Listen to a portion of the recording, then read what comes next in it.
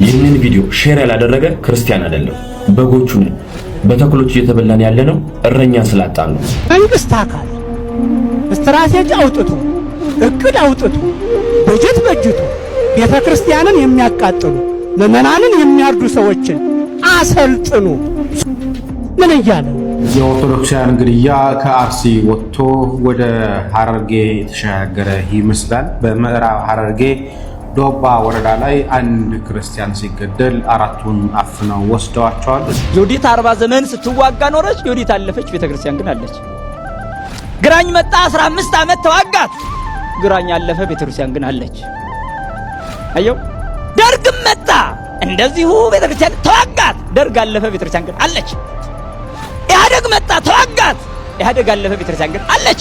ብልጽግና መጣ ይዋጋታል፣ እሱ ያልፋል፣ ቤተክርስቲያን ትቀጥላለች። ወደ ሰማዕታቱ እንዲሆኑ ክርስቲያኖች እንዲታረዱ ሲባል ላለመታረድ እኮ ምርጫ ነበራቸው። ታውቃላችሁ፣ ላለመሞት እኮ አማራጭ ነበራቸው። እርሱን እምቢ ስላሉ እኮ ነው፣ አንፈልግም ስላሉ አብረን እንሞታለን ብለው ስለተናገሩ እኮ ነው። እንዴት ይሄ እንኳን እኛን ልባችንን አይመልሰውም? ክርስቲያኑ ምን ነው መብርሃን ኢትዮጵያ ላይ ጨከንሽባት? ምን ነው ቀኝሽን ረሳሻት? እስከ መቼ እንዲህ መቀነትሽን ታጠብቂባት? ልቦናሽን ታዞሪባት? አንድ ኦርቶዶክስ የሆነ ቦታ ከሞተ ማን እየሞተ ነው? እኔ የሆነ ቤተክርስቲያን የሆነ ሩቅ ቦታ ከተቃጠለ የማን የተቃጠለ? የኔ ክርስትና ዓለምን አይገጭም። ዓለም ነው ክርስትናን የሚያሳድደው። ክርስትና ዓለምን አያሳድድም። ዓለም ነው ክርስትናን የሚያሳድደው። በደንብ ልብ በሉ። ክርስትና ከዓለም ጋር አይጋጭም። ዓለም ነው ከክርስትና ጋር የሚጋጨው። ክርስትና ዓለምን ያከብራል። ክርስትና ሰውን ያከብራል። ክርስትና ለሕግ ይታዘዛል። ብንሰርክም ባንሰርክም እንኳን ክርስቲያን ሆን መሬቴ እንኳን ኦርቶዶክስ ሆን ሰብስክራይብ ምንድነው የማታደርጉት? ለምንድነው የማታደርጉት? አሁን አድርጉ።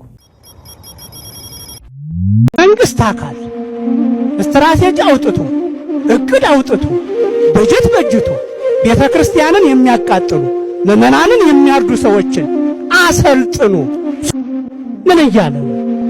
እኔ አቤል ጠባቂው አይደለሁም ማለት አይቻልም።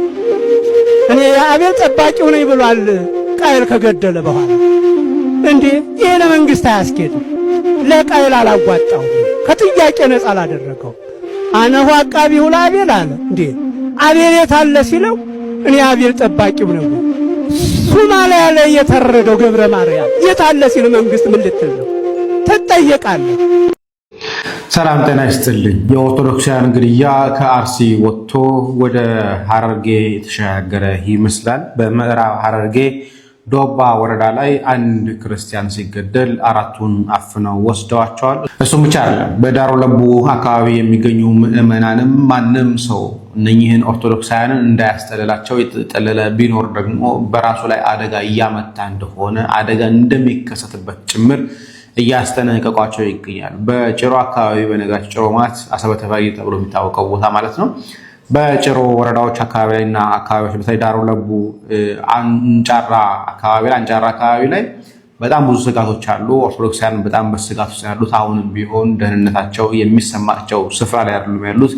እንዳይወጡ እንዳይገቡ ሆነው ያሉት። ተጠልለው እንኳን በሌላ ሰው ቤት እንኳን አደጋ ቢመጣባቸውና ሌላ ሰው ቤት ቢጠለሉ እንኳን የአካባቢ ፖሊስ ስላስጠነቀቀ ማንም ሰው እነኚህን ኦርቶዶክሳውያንን እንዳያስጠልል ብሎ ስላስጠነቀቀ የአካባቢው ፖሊስ ኦርቶዶክሳውያን በነፃ በባዶ ሜዳ ላይ እንዲገደሉ ውሳኔ ተሰጥቶባቸዋል ማለት ነው። በጣም ያሳዝናል። ዮዲት 40 ዘመን ስትዋጋ ኖረች። ዮዲት አለፈች፣ ቤተክርስቲያን ግን አለች። ግራኝ መጣ 15 ዓመት ተዋጋት። ግራኝ አለፈ፣ ቤተክርስቲያን ግን አለች። አየው። ደርግም መጣ እንደዚሁ ቤተክርስቲያን ተዋጋት። ደርግ አለፈ፣ ቤተክርስቲያን ግን አለች። ኢህአደግ መጣ ተዋጋት። ኢህአደግ አለፈ፣ ቤተክርስቲያን ግን አለች። ብልጽግና መጣ ይዋጋታል፣ እሱ ያልፋል፣ ቤተክርስቲያን ትቀጥላለች። ወደዚህ ኢለ እንዳይመስል አየው። ያልፋል። እንዳንተዛዘን፣ አትሽሞድመድ። ክርስቲያን ከሆንክ ክርስቲያን ነኝ ነው አለቀ። ከሃዲ ከሆንክ ነው ከሃዲ ነኝ ብለህ እለፍ። አሰን ጉዳይ አለቀ። አትልሰፈሰፍ። ፈሪ ሁላ ኦርቶዶክስ ሆነ ተፈራለህ፣ ትንቀጠቀጣለህ፣ ትሽሞደመዳለህ። ለሆዳደር አትሁን። ሆድህን ሳይሆን አምላክህን አምልክ፣ የፈጠረህን አምልክ። ጊዜያዊ መንግስት ተከትለ ሰማያዊ መንግስት አትርሳ። እንዲህ አይነት መልፈስፈስ የለም። ዓለም ይጠላሃል። አዎ ይጠላሃል። ገና ይገድልናል። ሞታለን። ይሄ በቃ ሐቁ ይሄ ነው። ይጠላናል፣ አዎ ይጠላናል። የጠላን ደግሞ ያሳድደናል። ያሳደደን ያስረናል፣ ያሰረን ይገፋናል፣ የገፋን ይገለናል። ደማችን ግን ክቡር ነው። ከክርስቶስ ደም ጋር ተዋህዷል። ሰማይና ምድርን ከፈጠረው ጋር ተዋህዷል። እሱ ግንድኛ ቅርንጫፍ ነን። ቅርንጫፉን ከግንዱ መቁረጥ አይቻልም፣ አይቻልም። እሱ ክርስቶስ ምን ብሎናል? ዓለም እንደሚጠላን የነገረን እሱ እንዲህ ነው ያለን፣ ወናሁ ፈንወክሙ ከመ አባግዕ ማእከለ ተኩላት፣ እነሆ እንደ በጎች በተኩላዎች መካከል እልካችኋለሁ። ኩኑ ጠቢባነ ከመ አርዌ ምድር ወየዋሃነ ከመ ርግብ። ወደ ዓለም ልልካችሁ ነኝ፣ ወደ ተኩላዎች ልልካችሁ ነኝ። እንደ ተኩላ የሚነጣጠቁ ክፉ መሪዎች መሃል እልካችኋለሁ። ስለዚህ እናንተ እንደ እባብ ልባሞች፣ እንደ ርግብ የዋሆች ሁኑ ይልሃል። መለካዊ ቃሉን ተከተል። ዝም ብለህ ሞኝ አትሁን። ጊዜያዊ ፓርት ተከታይ አትሁን። መንፈስህን ለክፋት አትስጥ። የክፎች ተከታይ በመሆን ዘላለማዊ ርስት አትጣ። ሞኝ አትሁን። ያለፉትን አስብ። በሲኦል ሲቃጠሉ ይታዩሃል። የክፎች መጨረሻ ሞት ነው። ሞቱም የኃጢአተኛው አስከፊ ነው። እነግርሃለሁ እውነቱን። ከዚህ በላይ ጭንቅ አለ? አሁን በየሀገሩ ከተሞቻችን የምንሰማቸው ሰማዕታቱ እንዲሆኑ ክርስቲያኖች እንዲታረዱ ሲባል ላለመታረድ እኮ ምርጫ ነበራቸው። ታውቃላችሁ? ላለመሞት እኮ አማራጭ ነበራቸው። እርሱን እምቢ ስላሉ እኮ ነው። አንፈልግም ስላሉ አብረን እንሞታለን ብለው ስለተናገሩ እኮ ነው። እንዴት ይሄ እንኳን እኛን ልባችንን አይመልሰውም? ክርስቲያኖች እግዚአብሔር እውነት ያለበት ቦታ እንኳን ተመችቶ ቀርቶ ሳይደላደልልህም ጭምር ትሄዳለህ። ሩቅ አትሂዱ። እግዚአብሔር ይመስገን በረከታቸው ለሁላችን እንደተደረሰን የአርሲ ክርስቲያኖች አሁን አያችኋቸው እኮ። አሁን እኛ መከራ ደረሰብን ነው ታዲያ የሚያስብለው? መከራ ደረሰብን እኛ? ኧረ እግዚአብሔር ቸር ነው፣ እግዚአብሔር ቸር ነው። እኛንማ ምንም አይነት እንኳን ሰይፍና ስለት ተነስቶብን ድምፅና የሰው ፊት እንኳን እኮ እግዚአብሔር እንድንጠራጠረው የሚያደርገን ሰዎች ነው። ይሄም ብቻ አይደለም።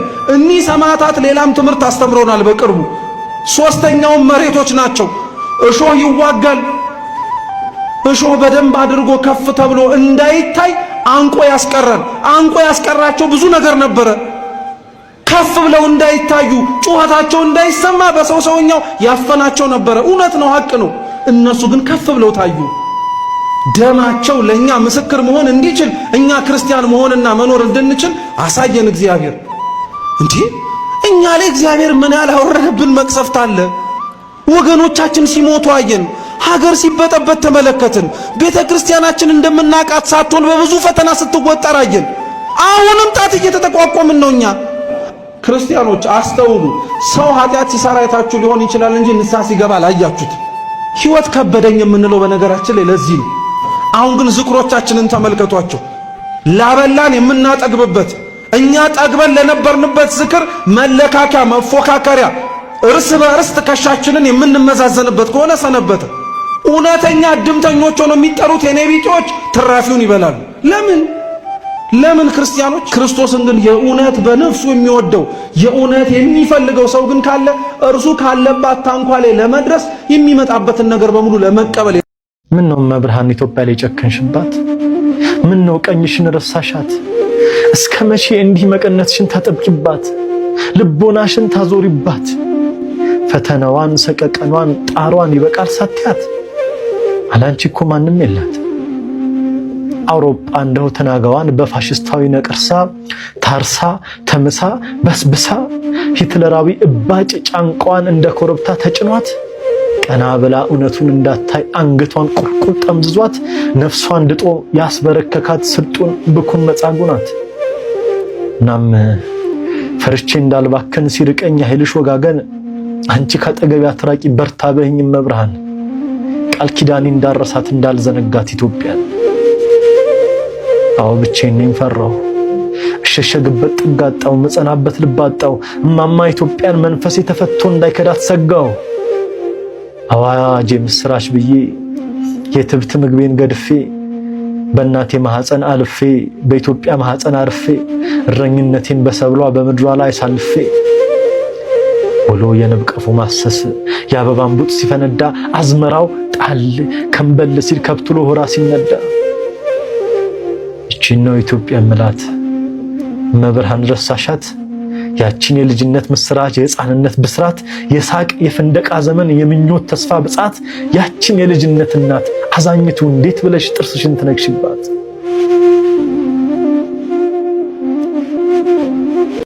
አንድ ኦርቶዶክስ የሆነ ቦታ ከሞተ ማን እየሞተ ነው? እኔ የሆነ ቤተ ክርስቲያን የሆነ ሩቅ ቦታ ከተቃጠለ የማን የተቃጠለ? የኔ የትኛውም ቦታ ላይ የኛ ናት።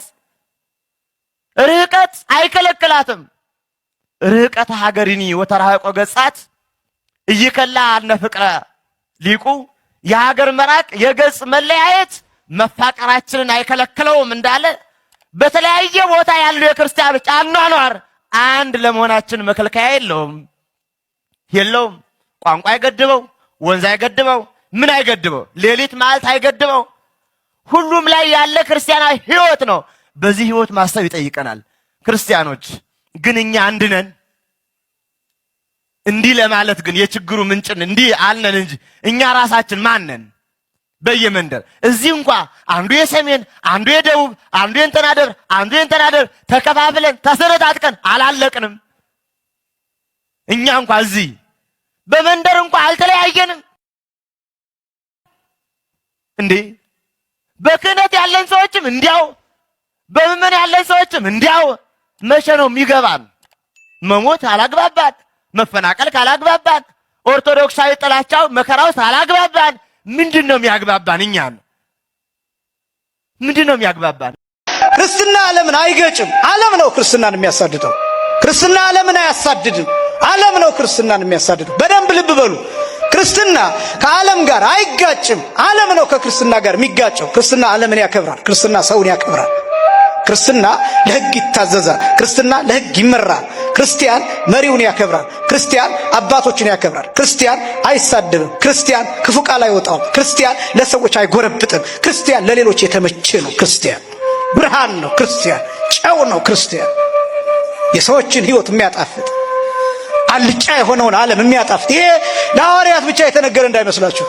ይሄ ለካህናት ብቻ የተነገረ እንዳይመስላችሁ። ጨውነት፣ ብርሃንነት ለአገልጋዮች ብቻ የተነገረ እንዳይመስላችሁ። ለእናንተም የተነገረ ነው። እናንተ ለጎረቤቶቻችሁ ጨው፣ ለጎረቤቶቻችሁ ብርሃን፣ ለጓደኞቻችሁ ጨው፣ ለትምህርት ባልደረባችሁ፣ ለሥራ ባልደረቦቻችሁ ጨውና ብርሃን እንድትሆኑ ተልካችኋል። ወንጌል የሚሰበከው ሐዋርያ እንድትሆኑ ነው፣ መምህር እንድትሆኑ ነው። በየቤታችሁ ሂዳችሁ አልጫ የሆነው ግራ የገባውን ሰው እንድታጽናኑትና ብትችሉ ከሃይማኖቱ አምጥታችሁ ክርስቲያን እንድታደርጉት፣ ባትችሉ ባለበት ሃይማኖትም ቢሆን እናንተን እየወደዳችሁ እንዲኖር እንድታደርጉት ነው፣ እንድትለወጡበት ነው። በሰውየው ሕይወት ውስጥ እንደ ጨው እየማማችሁ የሰውየውን ሕይወት እንድታጣፍጡት ነው ወንጌል የሚሰበከው። ለዚህ ድህነት ያለው በቅድስት ቤተክርስቲያን ውስጥ እንደሆነ እናውቃለን። ከቤተ ክርስቲያን ውጭ ከሆን መዳን አንችልም። ስለዚህ ጸጋ እግዚአብሔርን የምናገኝባት የእግዚአብሔር ቤት ዛሬ በብዙ አካላት በስደት ላይ ነው ያለችው።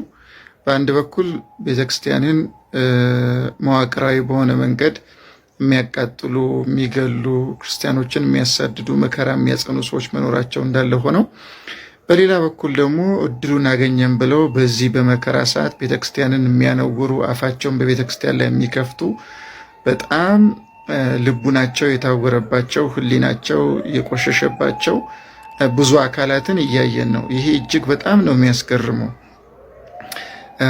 ቤተክርስቲያንን በዚህ የመከራ ጊዜ ሳያቋርጡ መስደብ፣ ያልተገቡ ንግግሮችን መናገር እጅግ በጣም አሳዛኝ ነው።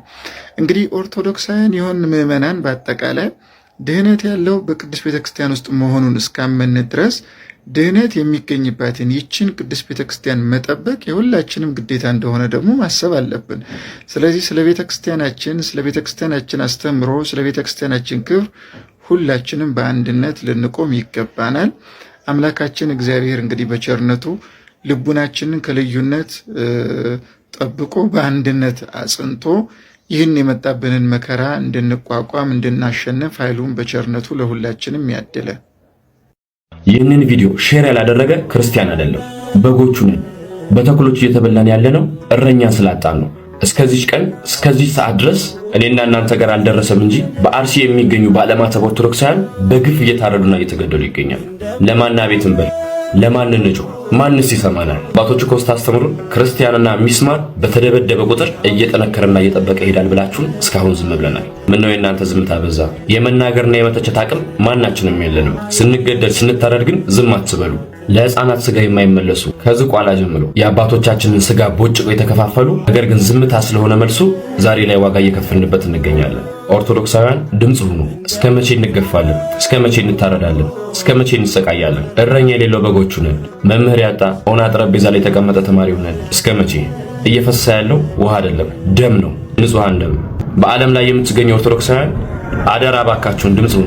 ለሃይማኖታችን ብለን መግደል ወይም መሞት ኃጢአት ነው ወይ ለሚለው ጥያቄ መምህራችን በቂና አጥጋቢ መልስ ይመልሱልናል። ለሁሉ ይዳረስ ዘንድ እኛ ደግሞ ኮፒ ሊንክ፣ ሼር፣ ሪፖስት እያደረግን እስከ ፍጻሜው እንከታተል። ወደ መምህራችን እንለፍ። ወንድሜ ሲገሉን ጽድቅ ከሆነ ራሳችን ስንከላከል ጽድቅ ማይሆንበት ምክንያት የለም።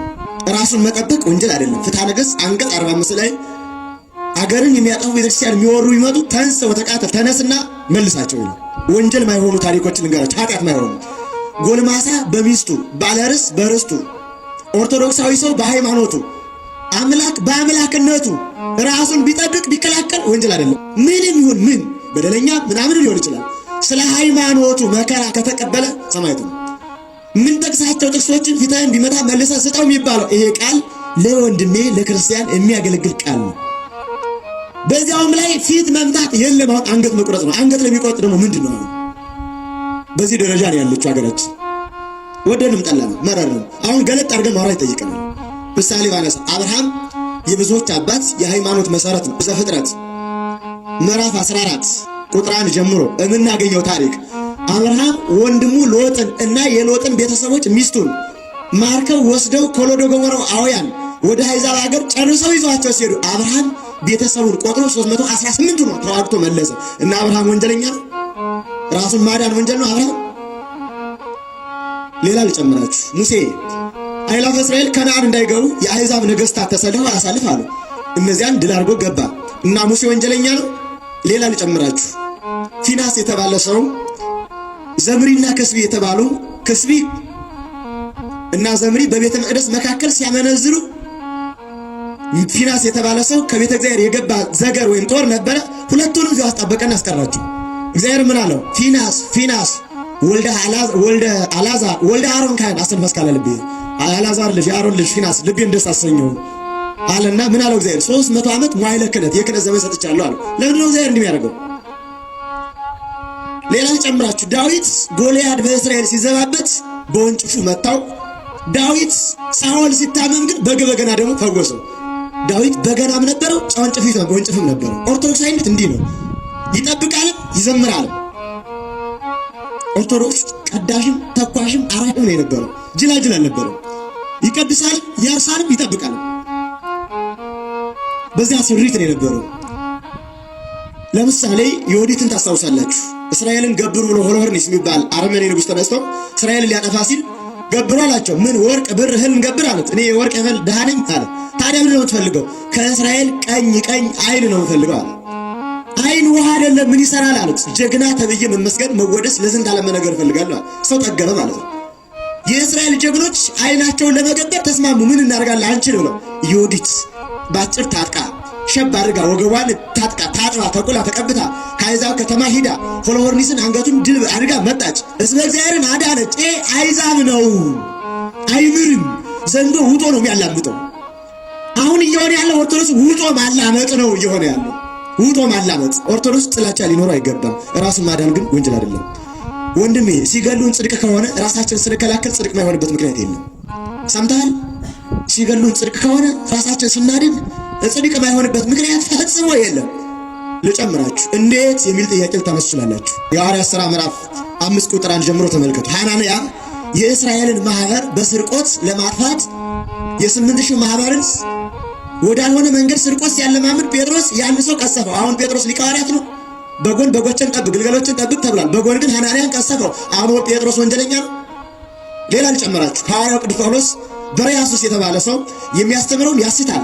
እፋለና አይኑን አሳወረው። ግን በልብሱ ጫፍ ሌሎችን አይናቸውን ያበራል። በርያሱስ ግን አይኑን አሳወረው። በጎን ብርሃነ ዓለም እንላለን፣ በጎን ግን አሳውሯል። ታዲያ ጳውሎስ ስህተተኛ ነው? ሌላ ልጨምራችሁ በደንብ እንዲያግባባን። በኢዮር በራማ በኤረር መላእክትን ፈጥሮ አንድ ሰዓት እግዚአብሔር ተሰወራቸው። ከፈለግነ ራዕይ ዮሐንስ ምዕራፍ 12 ቁጥር 1 ጀምሮ እንመልከት።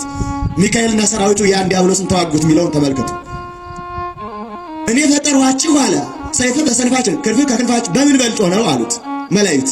በዚህ ጊዜ ሚካኤል፣ ገብርኤል፣ ሱራፌል፣ ኪሩቤል፣ አርባብ ኃይላት መላእክት፣ መናብር፣ ስልጣናት፣ መኳንንት እነዚህ ሁሉ ኃይላት መላእክት ዲያብሎስን ሊገጥሙት ሄዱ። ተዋጉት፣ ድል አደረጋቸው። ተዋጉት፣ ድል አደረጋቸው። ሶስተኛ ወደ እግዚአብሔር አመለከቱ። ፈቃድህ ባይሆን ነው ወይ አሉት። ፈቃዴስ ፈቃዴ ነው፣ ግን መስቀል ያዙ ብዬ ነው አላቸው። መስቀል ያዙና ሂደው ግን ድል አደረጉት። መላእክት ኢዮር ራማ ኤረርን ያተረፉት ወዳጅ ተከላክለው ራሳቸው። በመላእክትም ታሪክ አለ፣ በሰው ልጆችም ታሪክ አለ። ስለዚህ ኦርቶዶክስ ንቁ ሆኖ በማንም በቀል ሳይኖረው ራሱን ግን ማስከበር መብቱ ነው። እግዚአብሔር መብቱ ነው፣ ሕገ መንግሥት መብቱ ነው። ራሱን ማዳን። እንደዚህ አይነት መምህራንን እግዚአብሔር ያብዛልን፣ መምህራችንንም ባሉበት እግዚአብሔር ይጠብቅልን። እንደ አይነት ሰባኪያን ነው የሚያስፈልጉን። በዚህን ጊዜ ይቆያል። ብንሰርክም ባንሰርክም እንኳን ክርስቲያን መሬት